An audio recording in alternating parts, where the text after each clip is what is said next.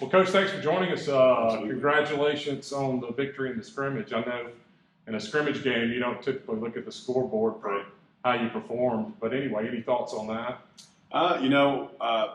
Obviously we did win the football game, but playing in a school like Darlington that we've seen, I believe, 3 or 4 times the last 2 years, and having the kind of success that we had against them in the scrimmage was really encouraging. It's a team that's usually gotten the best of us up front in that line of scrimmage, and we really, I believe, owned the line of scrimmage for the first time against those guys in a couple of years. We ran the ball for 5.5 yards a carry.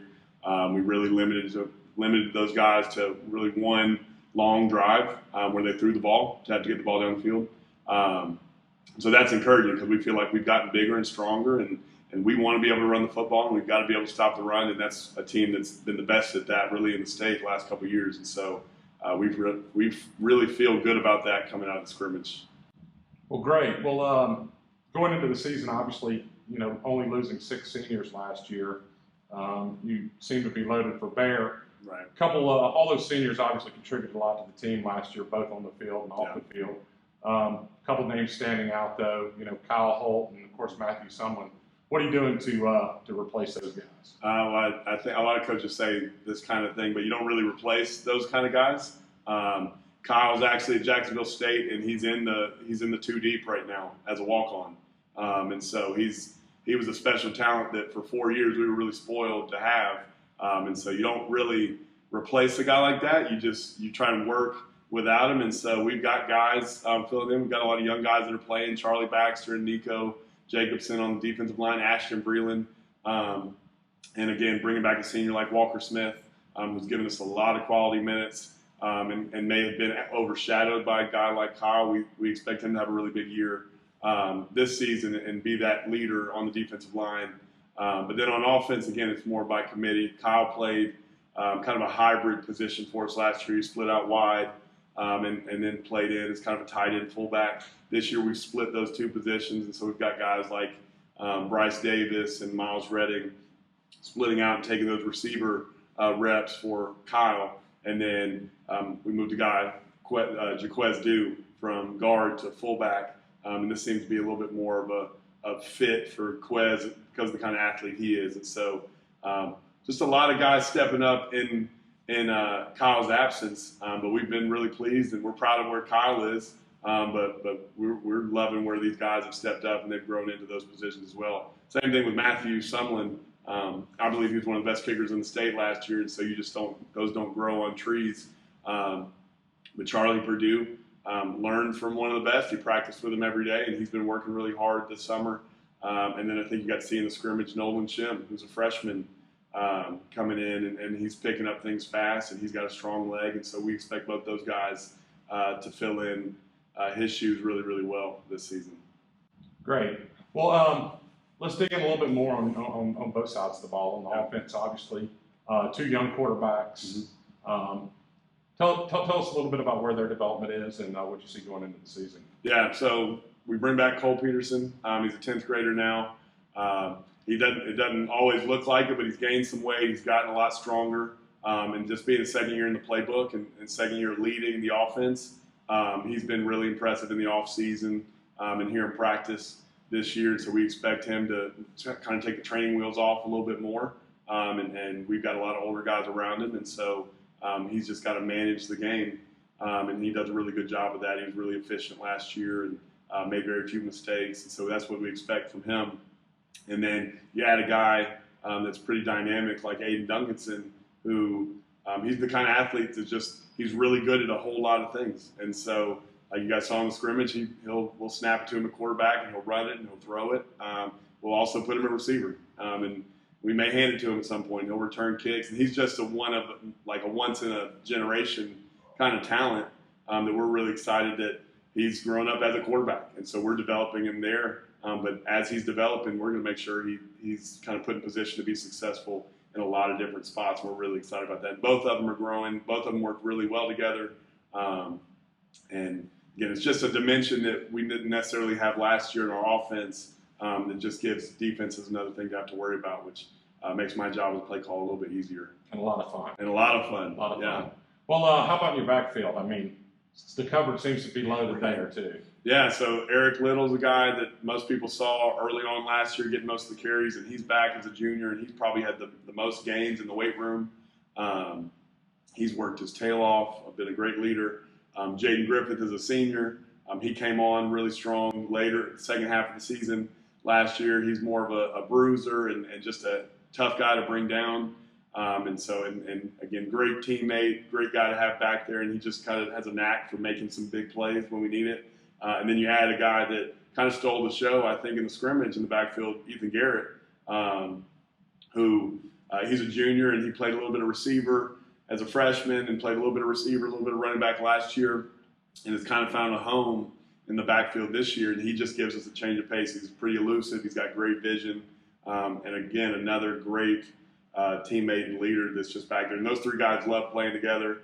They all start for us on defense. And so having three varsity tailbacks that don't have to carry the load. There's a school down in Athens that does a great job doing that. And so we just love that we've got a committee that's not selfish.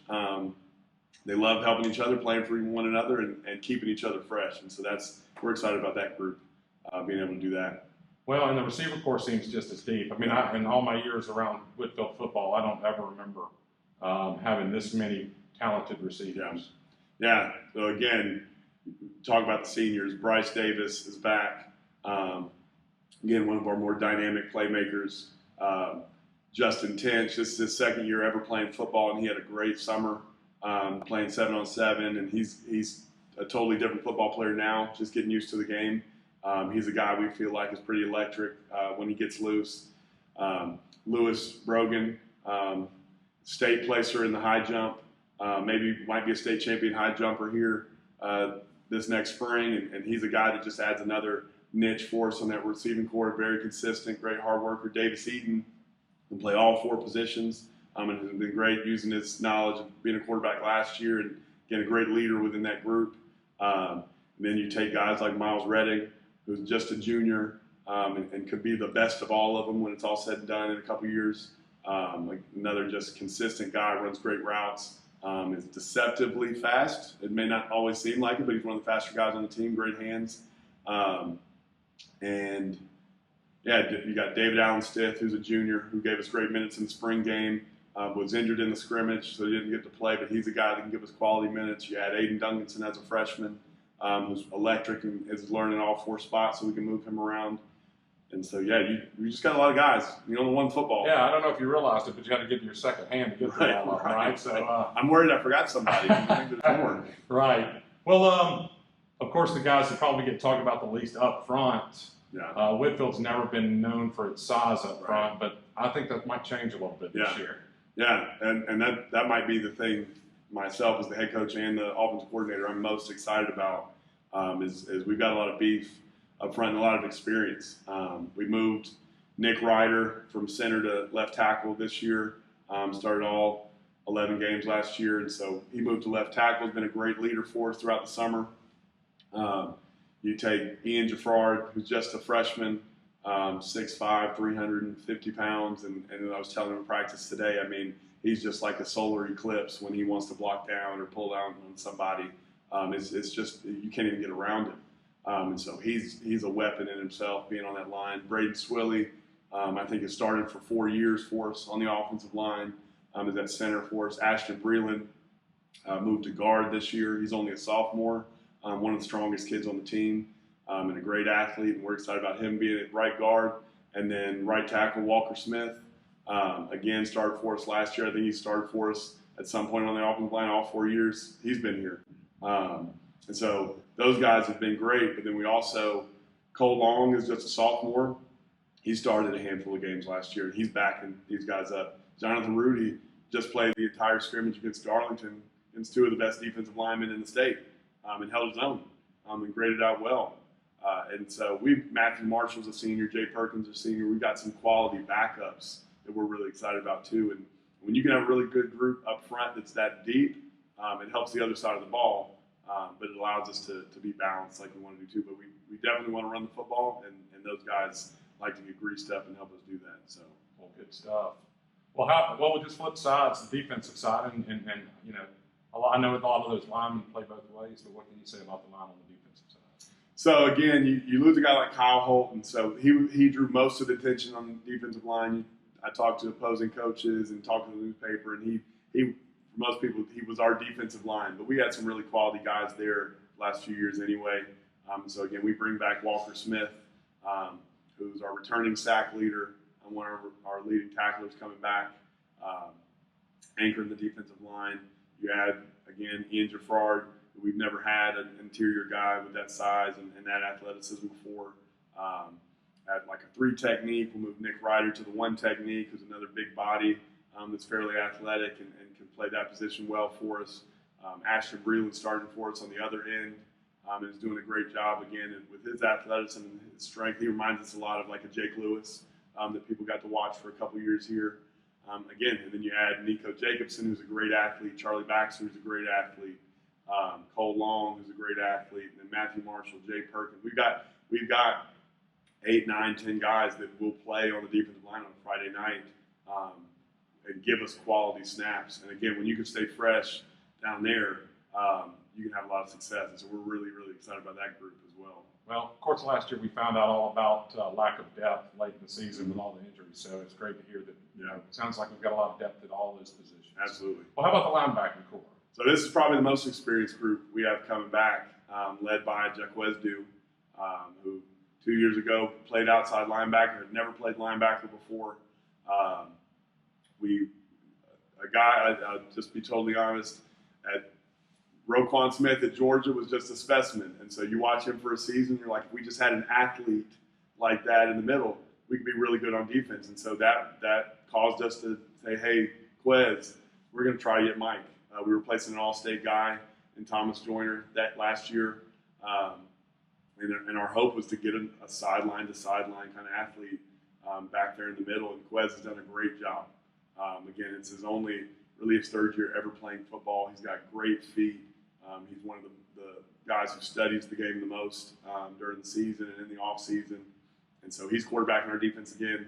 You bring back Jaden Griffith, who will play our will. Again, he's just a football player, just a tough kid, always in position. You don't notice him much on Friday, but he's always making plays, doing what he's supposed to do. And then this year, Ethan Garrett will start for us at Sam. Again, just had a great offseason, extremely intelligent, had a great year as a sophomore in JV and on our scout team. And so he's really shown us a lot up to this point and has earned that spot at Sam. And a guy that plays back and forth, our rover, is kind of a strong safety. A second outside linebacker would be Bryce Davis. So Bryce played the Sam last year.